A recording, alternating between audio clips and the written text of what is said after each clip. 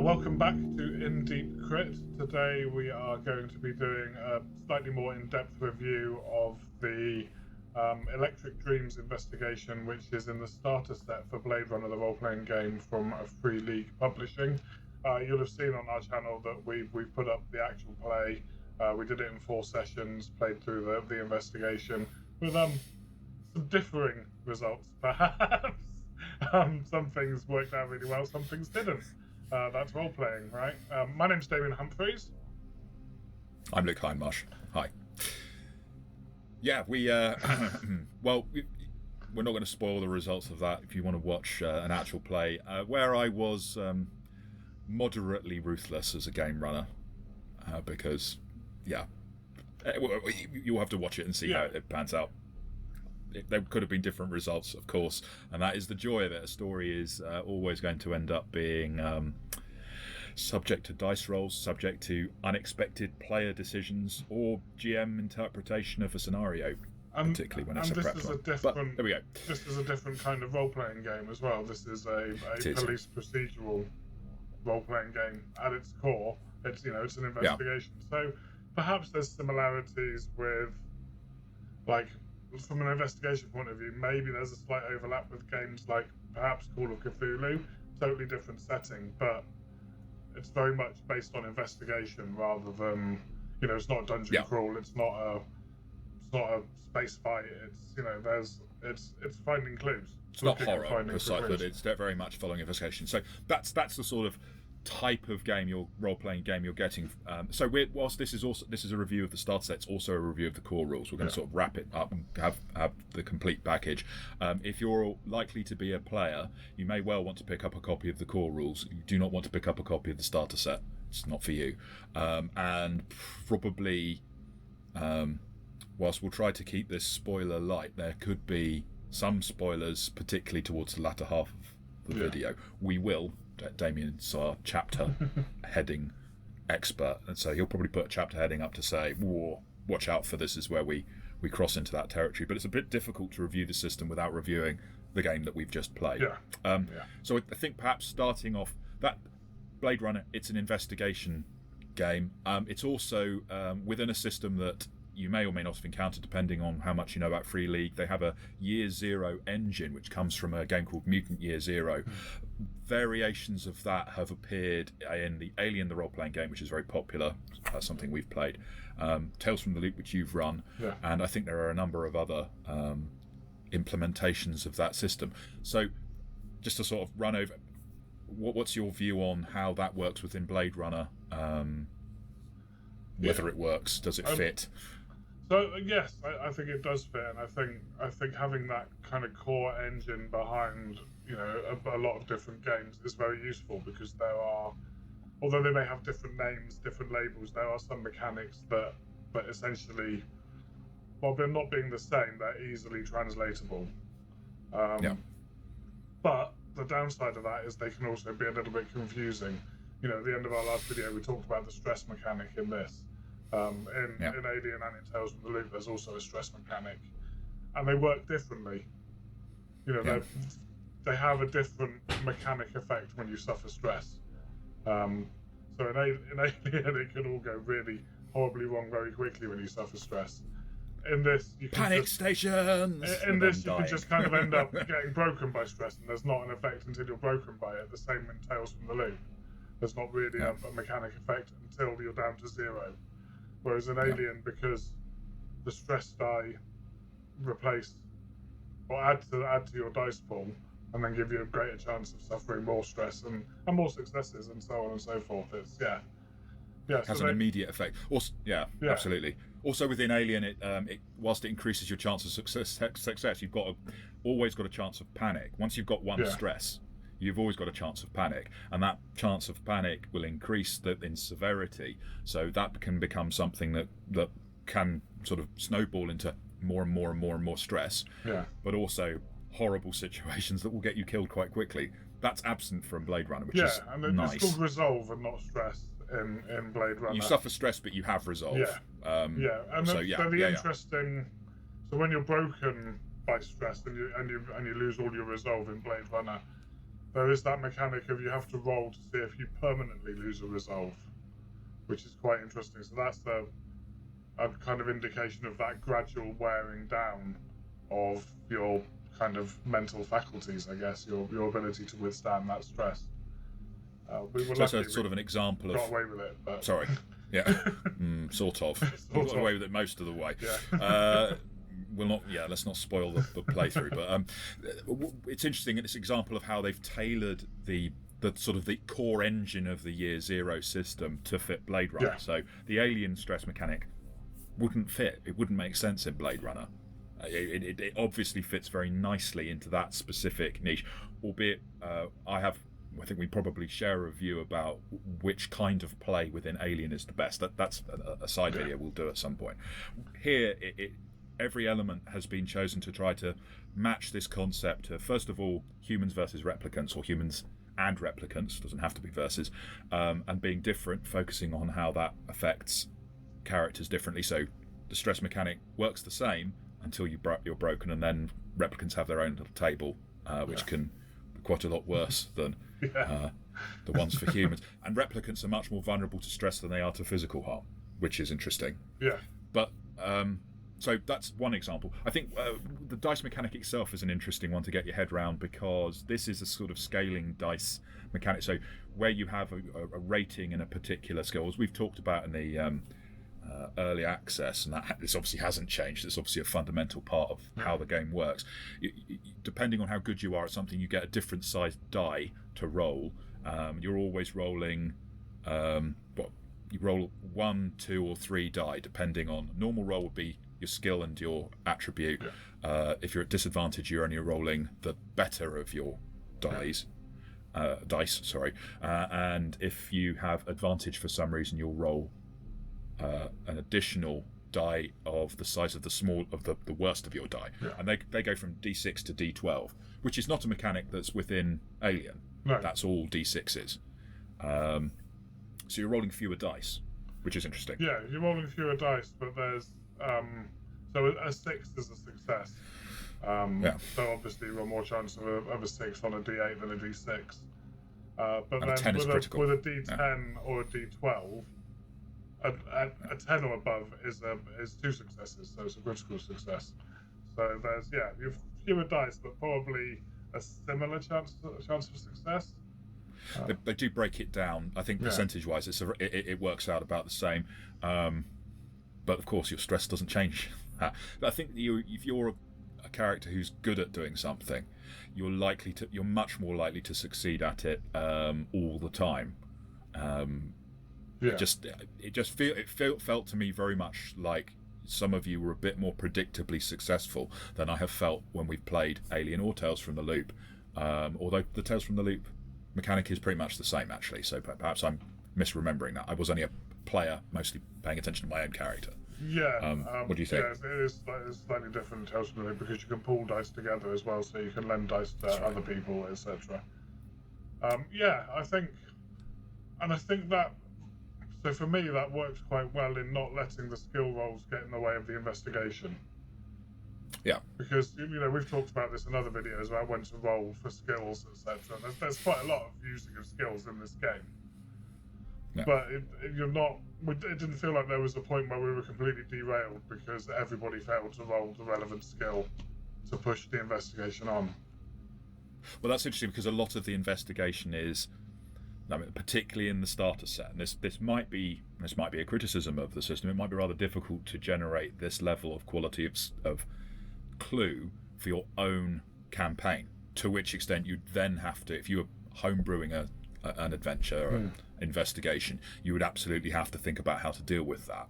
But for example, if you're doing a handout of a crime scene photograph that Free League have produced, then it could be a still from the movie. It's amazing.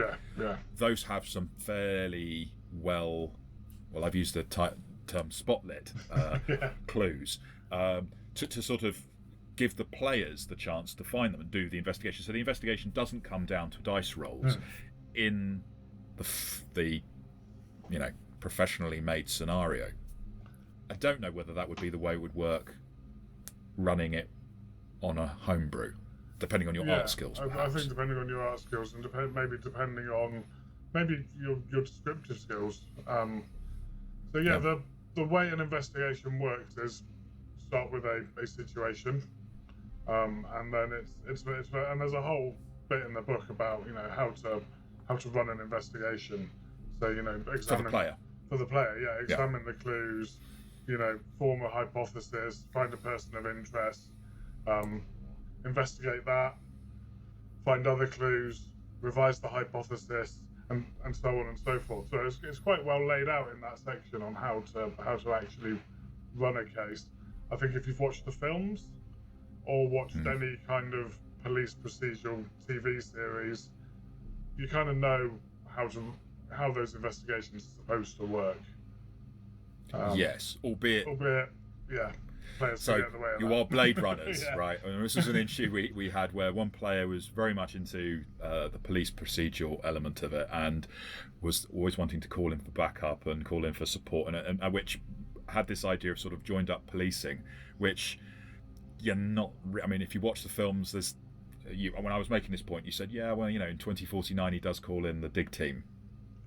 Spoiler for the film there if you haven't seen it. But he doesn't hang around. I haven't seen it. He's off doing something else. And then gets the results later. So it's not like you don't have that backup, but I think there could be a temptation.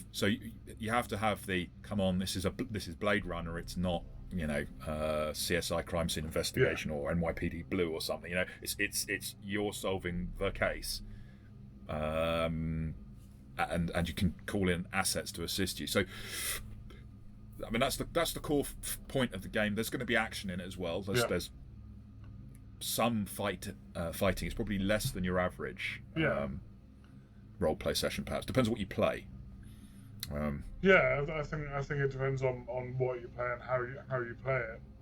So it's worth as a player kind of reminding myself that it was our team when we were kind of on our own. And yes, we're Blade Runners. Yes, we're the law. There's a certain way we're supposed to behave, but there's also some leeway in that. There's some scope for. So there was one bit with some. I'm going to avoid spoilers, I guess, with some angry locals, which turned into fisticuffs because. That wasn't your first attempt. You did try to defuse it, but you just didn't succeed. Tried to defuse it, didn't succeed, and it was kind of okay to get into a fight with him and eventually punch him out. And the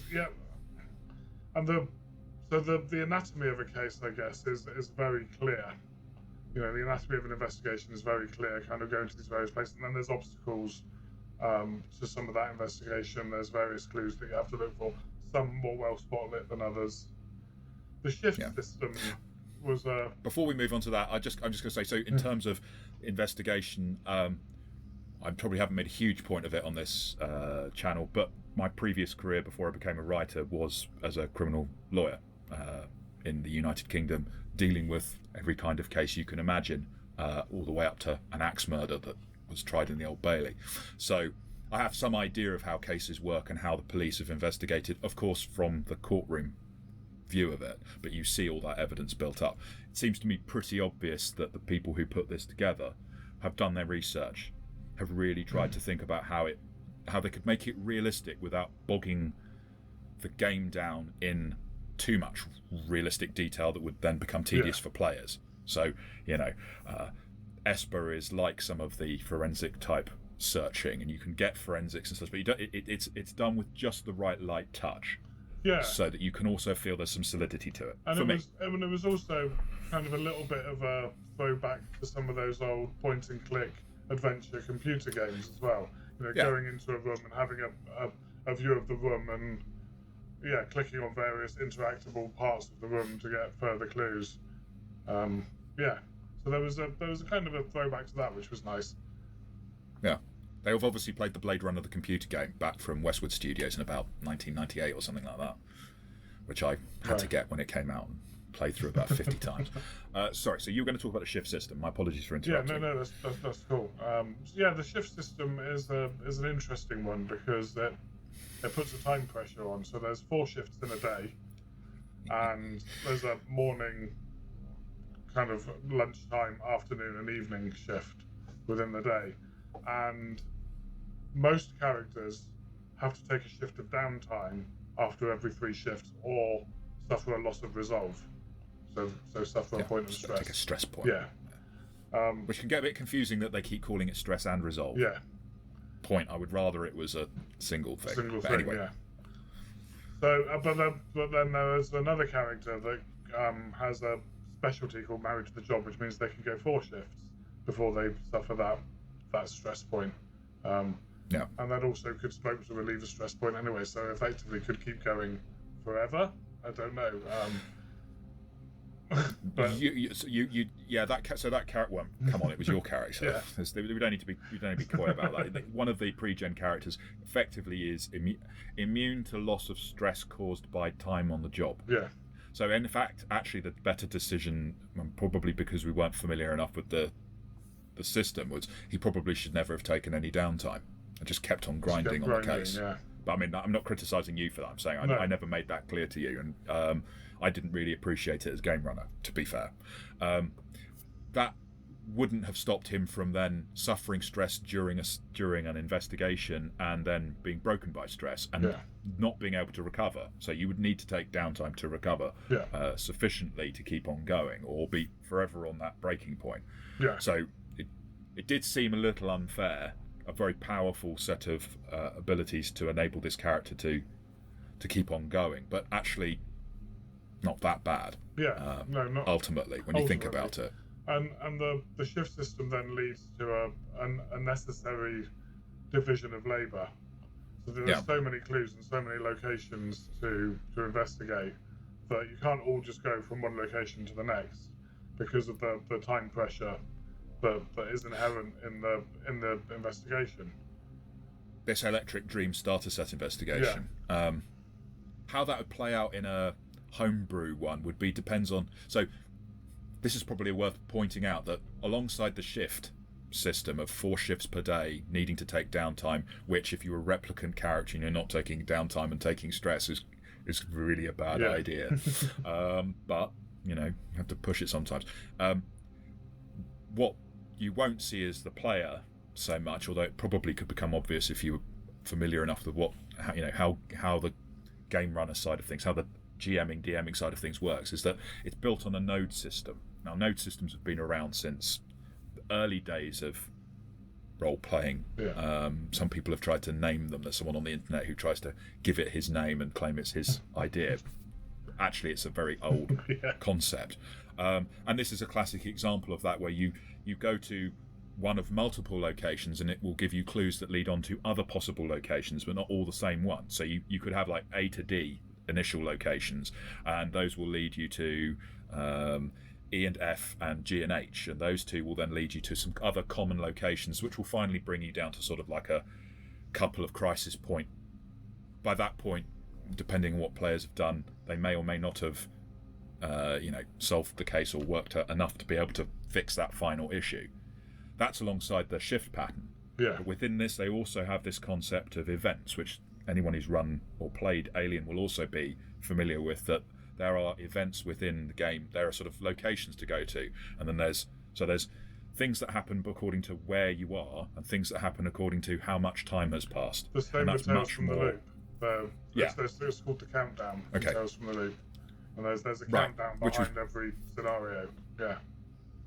That wasn't so obvious to me, which is interesting. But so it's obviously something that Freely like to do. I think it's an excellent system. I'm not necessarily sure. When I do other systems, I may have such ideas in the background, but I don't necessarily bring them to the fore and have a clearly worked out mechanic every single time. But the way they've put it together really works. It puts the added pressure on. So there's a consequence as well for not getting things done in time.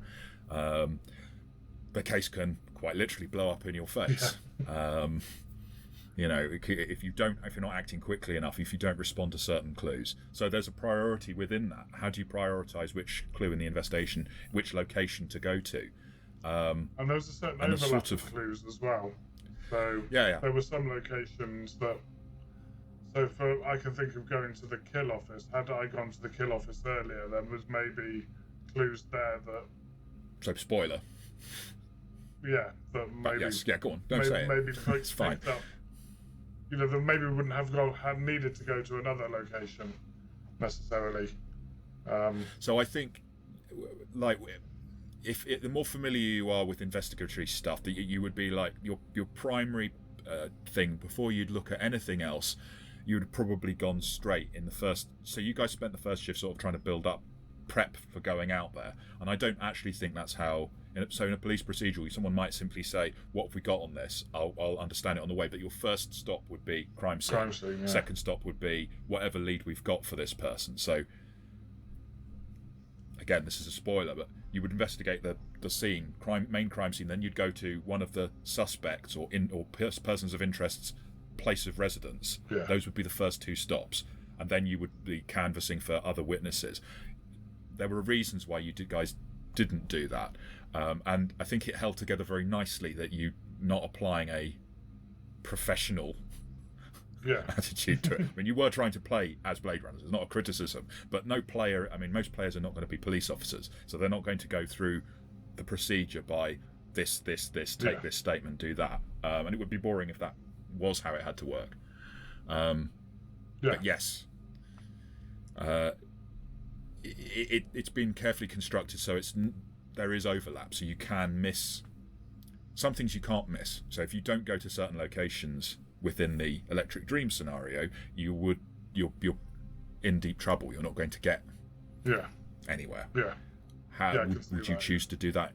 Yeah, I mean, would you choose to do that in your own homebrew game? I mean, I probably would, taking the Electric Dream scenario as a basis for how to run one of these investigations. But how was that as a player? Was that frustrating?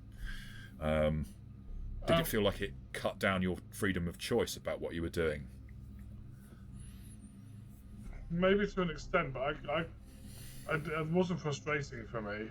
I know, we had other players that kind of didn't particularly like the shift system, but I quite liked the focus on different parts of the investigation and different characters within that, and then my kind of trying to interpret, because we were all uploading all the information we got to each other all the time, so we kind of all knew the clues. So then my kind of working out of what was going on without having to go to every location. It wasn't really frustrating for me. It did feel a little artificial at times, I suppose. Yeah. A little forced. That's not a criticism for how you ran it. I think that's a critique on that shift system. So I mentioned this in our fourth and final episode of the playthrough, that I could potentially have done slash cuts much more sort of like minute to minute. Such a weight of material that you're trying to deal with that I ultimately, whereas the first time I ran Alien Jarrett from the Gods, I was doing that without hesitation and easily. I'm not sure it would have worked in this scenario. Maybe not either. I don't know. Much information coming from each location. But I didn't try it, so I can't really say it wouldn't have worked. But I see. Yeah, I think you may be right. But yeah. I think ultimately it may be because possibly the best way of running this actually is 1-to-1. I mean, because Blade Runner 2049. Okay, arguably, Deckard has Gaff as his partner in the first film, but they don't really work together. No. It's mostly Deckard chasing. Yeah. Yeah, maybe 1-on-1 or 1-on-2. So the shift and the countdown, effectively, those are tied. How many shifts you've got to get the investigation done before events take place? Those are tied to the number of players in the starter set scenario, which of course, again, assuming you're creating, if you're crafting your own investigation, you'll have a number of players in mind. And those time frames, some of them I wasn't 100% convinced by.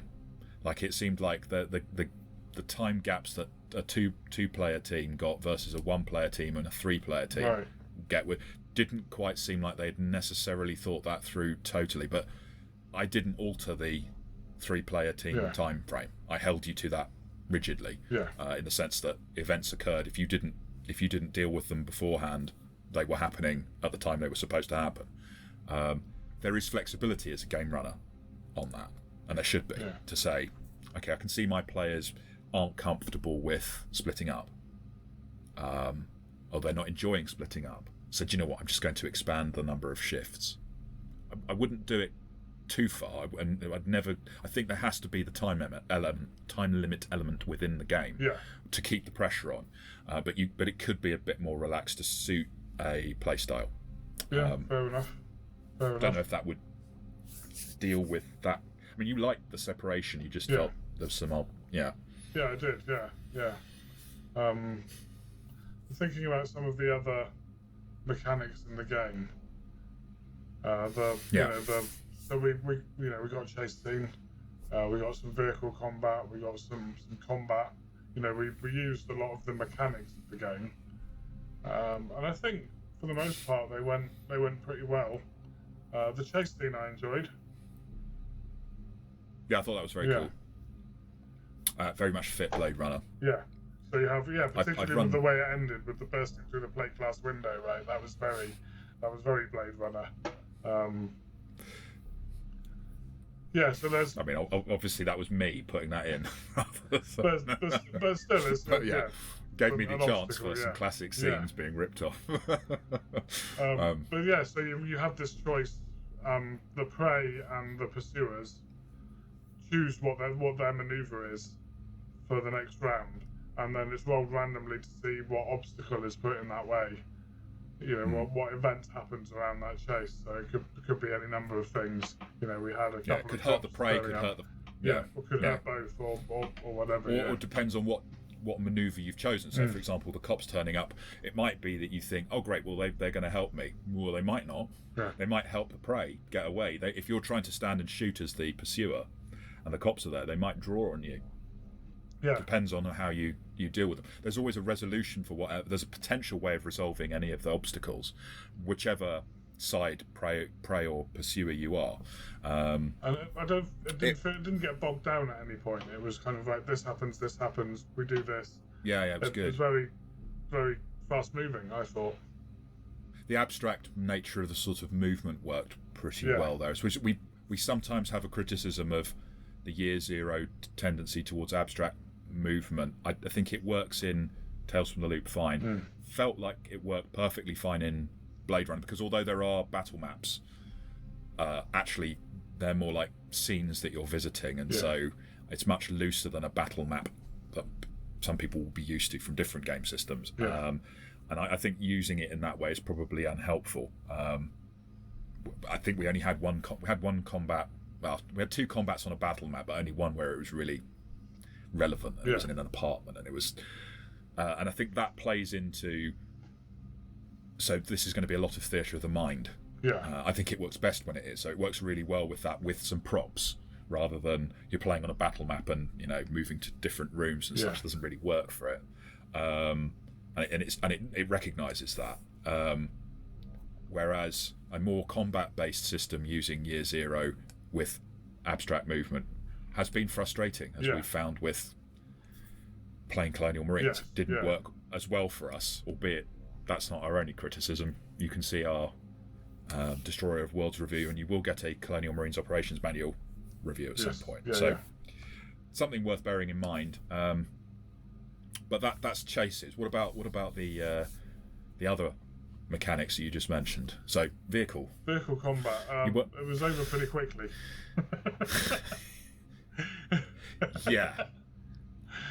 And it was another player's character that was involved, and it was kind of one shot out of the sky.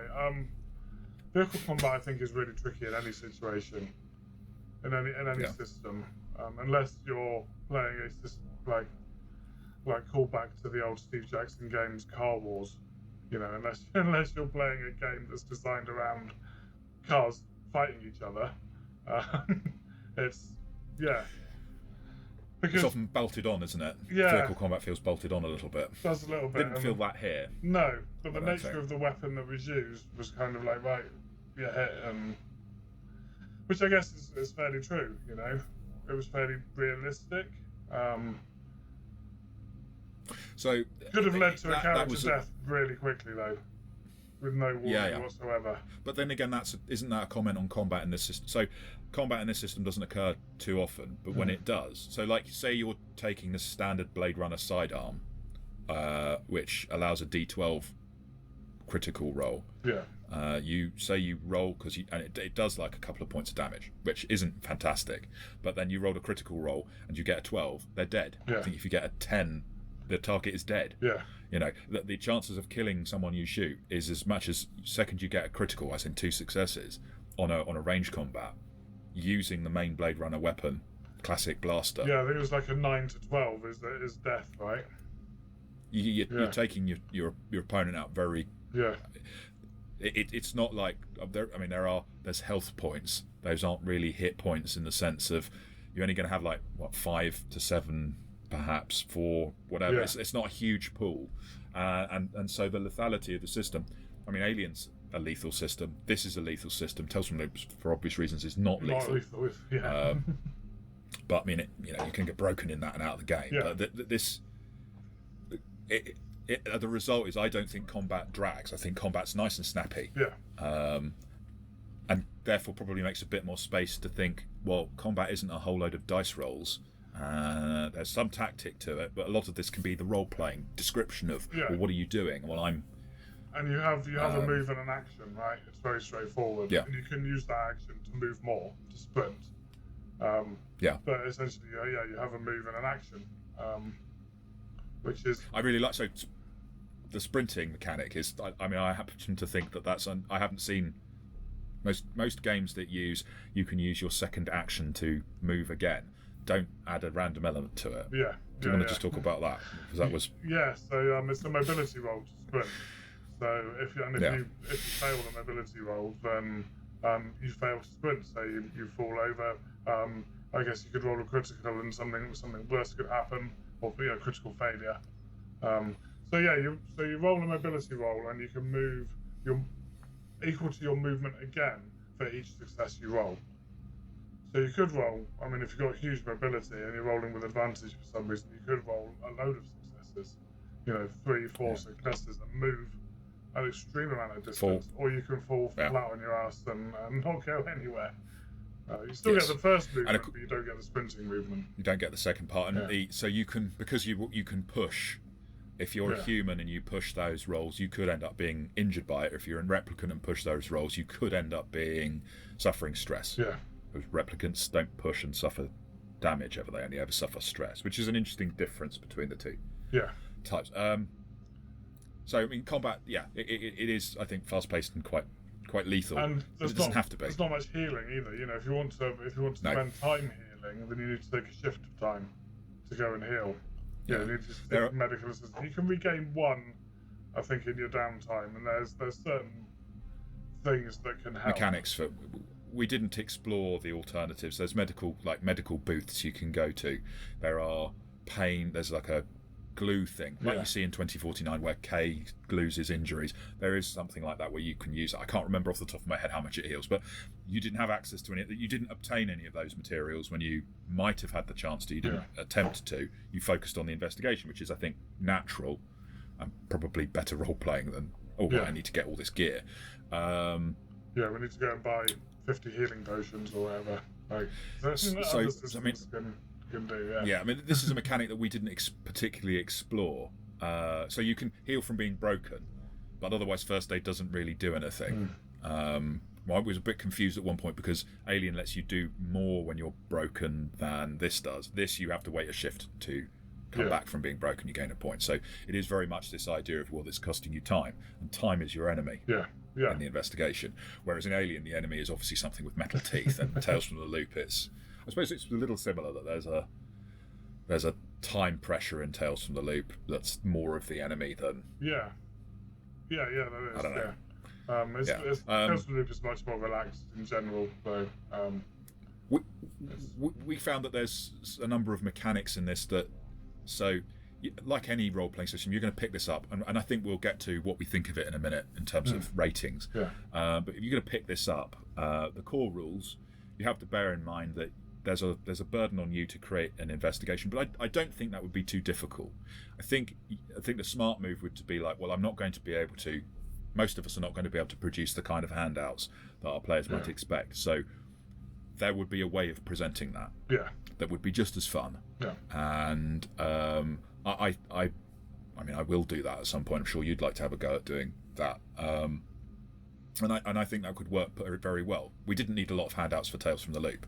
No. And that's an sort of investigative thing. So I think it's entirely possible. When it comes to all the mechanics within this, they're not that complicated. There aren't that many of them. But when you don't use all of them, it doesn't break the game. And you can therefore play, not worry about the rules in play, realise, we've come across something. Use key memories. No, exactly. Or signature items that much. I think signature items were used, but only in the last session. Looking back, I could have used. There were a couple of times I could have used my character's key memory to give me an advantage on a roll in a situation. But it's the nature of learning a new system and not being able to remember, everything. Can't do everything. Every little mechanic. And also the nature of focusing on the investigation as well, I think, rather than the mechanics side of it. Plus, we did it recorded play where our focus was on keeping the game moving. Would that not be the case if we were playing just for fun and not recording it? I think we'd still be. I mean, I always want to try to keep the game moving, but I think there's possibly an error. It's not an error, but there's a certain amount of extra pressure and therefore a slightly faster pace when you think people might be watching this.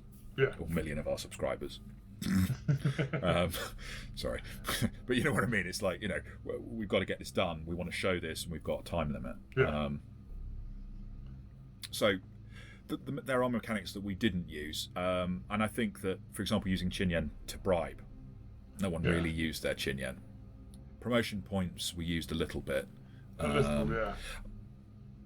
something to mark as a difference with when you're gaining experience points of whatever type. Some games within the sort of Year Zero engine encourage the players to effectively decide, well, did I do this? Yes, I did, so therefore I ought to have one of these points. And really, whoever the game runner is, master, whatever the word is in the thing, that is dependent. They can butt out to some extent. That isn't the case with Blade Runner. That's the game runner says, well, you did this, this, and the other, which is an interesting choice to swap that over. It might be because, I don't know, maybe it's a change in attitude. Just. I think it kind of symbolises the authority that is above you as a Blade Runner. It's the. In Alien, I suppose in Colonial Marines you do have authority above you, but in a more cinematic planet, it's your decision as to what you've. So this kind of plays into that. This is your performance review at the end of the case. Yeah, that's a very good way of putting it. And it does somewhat feel like that. And then you've got the humanity points. We did do baseline tests, going back to a mechanic. That was for only in the last session, so it didn't really crop up as something relevant. It could have done. There could have been, because of the human replicant tension, which at times I thought you guys really role-played very well. At times when the Electric Dream scenario encourages that to come out, those could lead to, a human officer, human Blade Runner reporting a replicant one. But then again, there are things that can lead a replicant player character to be killing the human player character, or breaking them at least.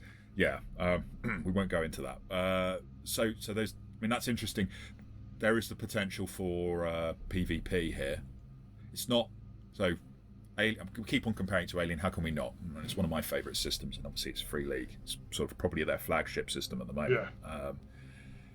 The mechanic that has with it genders is absent from Blade Runner. So where in Alien, if you're playing a cinematic scenario, expect there to be player PC v PC and maybe player versus player violence at some point. You have to be prepared to handle that. That isn't a definite in this cinematic investigation. The pre-gen characters that are there are, fleshed out a bit. Yeah, fleshed out, pretty solid. We didn't do character generation ourselves, but character generation looks pretty straightforward. It's very There's not a whole lot of depth to it. It's not it's a points-based system to an extent, but it's not a GURP style points-based system. No. There's no random element to it, really. No. I think there might be 1 or 2 rolls you have to make, but it seems to me very much you want to decide who you are as a character, build something that reflects that with the abilities. Yeah. But the pre-gens are really good, and could you? If you're playing as a replicant and playing as a human, if you've got two or 3 players, 4 players, and it's divided equally, there should be an expectation of tension there, I should think. Yeah. And this does deal. I certainly at one point used one of the characters to express this, because I think it's core to Blade Runner, that this is a story, this is a world, a setting that's very dark, because you've got basically a slave labour force that's been created. Slavery and racism, Yeah. Yeah. It's a metaphor for them, and it's not much of a metaphor. It's it not is very well basically disguised. that. No, it's not meant to be, and I think this is the it's a core element. It's probably one of the things that makes Blade Runner such an epic film. What it's actually saying, you can't I don't think you can, and I don't think you should escape the consequences and implications of that within your own game. Certainly that's the case with Electric Dreams, but it is never it's never spelled out forcibly for you. No, but it's much like the film doesn't hold your hand and tell you, well, this is why this is the nice bad guy. This is the, Novak to go on that journey, because he did go on a journey through the investigation from one very definite point of view to okay, maybe I'm wrong. Maybe there's a different side to this. No other spoilers. Go and watch our video, because. Well, the interesting thing is, he makes an interesting choice at the end, and that felt like a character choice from the investigation, not anything forced. For me, it did anyway. Yeah, so that's a point. The pre-gens in this, they have not got a sort of pre-described character arc. I think with Alien cinematic scenarios, if you're familiar with those, because of the agendas, what you're doing at any given part of the 3 acts that they almost invariably are going to be broken into is largely not dictated, but suggested to you quite strongly by your agenda. I don't think Blade Runner is weaker for that absence. It does change the type of play. So I think I don't know whether you felt Novak was more your character by the end than you did when you were playing in any of the cinematic scenarios within Alien. Obviously, when we did Tales from the Loop, that was my own character, so I always felt connected to them. But I think I did. I think I would say I felt Novak was more my character than having that, not forced agenda, but that agenda, that kind of that target of a way to behave, I suppose. I mean, it's not a criticism of agendas. I think they really work very well in that system. I don't think they would fit Blade Runner. No, not at all. And I think So that's about 3/4 of an hour worth of talking about it without saying whether we like it or not. I mean, we could talk endlessly about Blade. I could talk a long time about it. But what's your? So let's look at the core rules as a system for creating an investigation, for creating the Blade Runner experience at the tabletop. What is it? I think it's the correct. It's 5 out of 5 for me. With the caveat that no system's going to be perfect. But this is as close to a perfect system for the aesthetic of the game that I think you could get. Yeah, it couldn't be better. I agree with that. I don't think it could be better focused for what it's trying to do. It is what it's trying to do, and it fits that. It's a glove fitting a hand. It's perfect for that in that sense. Would it work if you were running a very different type of game? If you want to try and turn Blade Runner into replicant wars, fight a war in an off-world colony? Probably not. I wouldn't want to comment, but it fits the investigation. Yeah. Electric Dreams the starter set. This is a bit difficult with reviewing the starter set, where obviously the rules mostly reflect the core rules. Yeah. We've got both the core rules and the starter set rules, so we've got the complete thing. They're enough to have run the scenario. Yeah. I did look through. I probably preferred to refer to the core rule set because we had them. Yeah. I didn't have the GM screen, which may or may not be part of the starter set. I don't know because my Kickstarter backing has not arrived yet, and I can't remember. I think it is. Certainly there are. Yeah, and then there's the adventure, the module, the investigation itself. So really, let's talk about Electric Dreams. What's it like as a story, without giving too much away? There's not going to be a deep spoiler here, but just. I really, really enjoyed it. There's maybe moments that are a little cliche, and if you've seen the films, there's a definite theme that comes from the movies. Yeah. But yeah, no, I really enjoyed it. Isn't it? Yeah, it's callbacks. It's callbacks, and it's that kind of moral dilemma. The rule book talks about this being a game of moral dilemmas, and there's definitely that. How did you feel it was to run? So it's interesting because it's a quite a simple case in some senses, but there's such a level of there's potential complexity. Depends on what your players do, and as you say, moral dilemmas. There are lots of them. I thought it was so in terms of the story itself, it's a compelling one. Yeah. Some elements of it are not the most original because, of course, it draws from its source material, but they certainly aren't regurgitating the story of the films. No, yeah. Or indeed the computer game, which is again heavily referenced. There are locations you went to, an item that you saw. I can't really say that without giving a big spoiler. Towards the very end, to do with the replicants and where they were going and what they were going there with, that comes from a computer game. Right. But it was a callback to it rather than a straight cut and paste of it. And so I would say that story-wise, I think it's if it were written out as a novel or as a television episode or something like that, it would be very satisfying as an investigation. I think it was very good. Handouts were beautiful. The Foundry implementation was pretty good. The artwork's fantastic. The Foundry implementation, bear in mind we were running it before the release date. So we were getting a Kickstarter, not quite early access, but the Kickstarter access of the VTT. Between the first session and the second session, they'd updated it. So little things changed. There were some annoying decisions because you need to know what certain NPCs are. But the problem is, sometimes when you use modules in Foundry updates and it changes whether you've got something that prevents the players from seeing that name.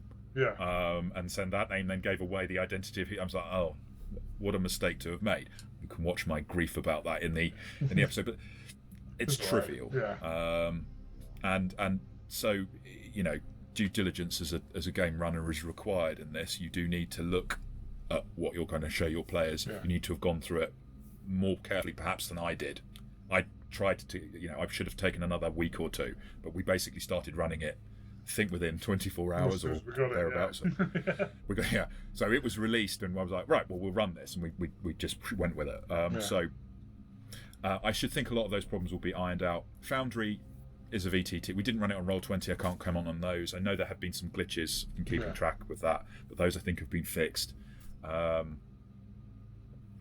What they've done, the effort they've put into this on Foundry was amazing. Yeah. And I was very, very impressed by it. Alien is well implemented, Tales from the Loop is well implemented, but I think this is the best. Yeah, no, absolutely.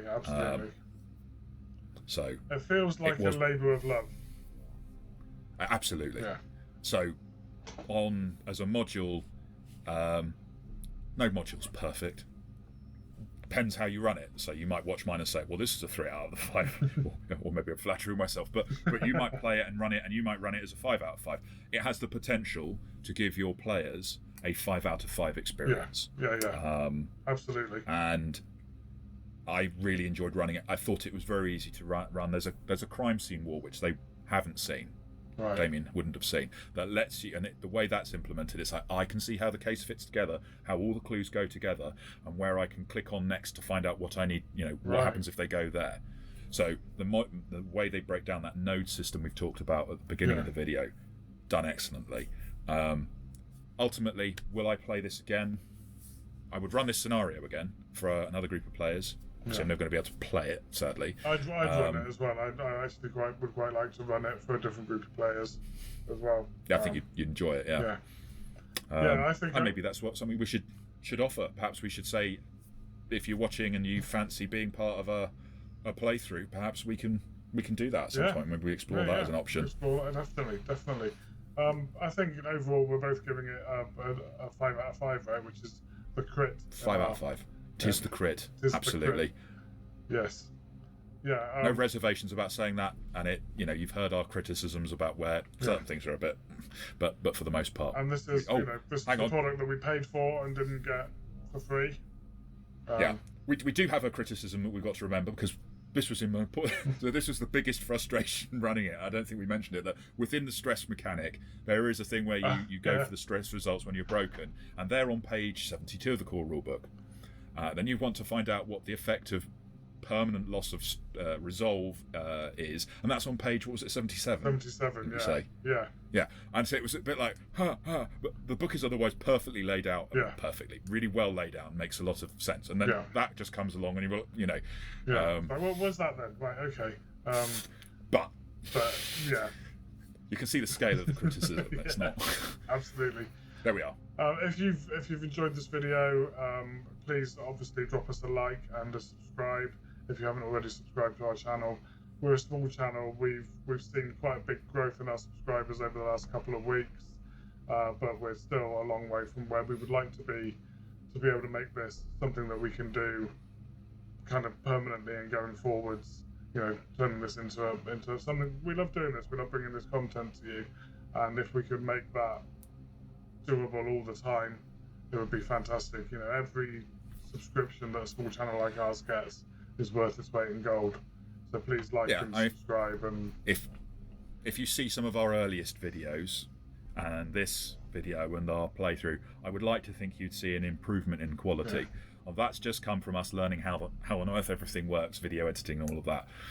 The next step is, if the channel grows, the product we can put out can improve for other reasons. Being able to afford the things that can make us more professional quality, and so on and so forth. Exactly. So there we are. But we will continue to do our best to bring another system soon enough to light, and hopefully some more actual plays. Until then, and of course, comments are welcome, suggestions are welcome, and we'll be seeing you soon. Take care. Bye bye.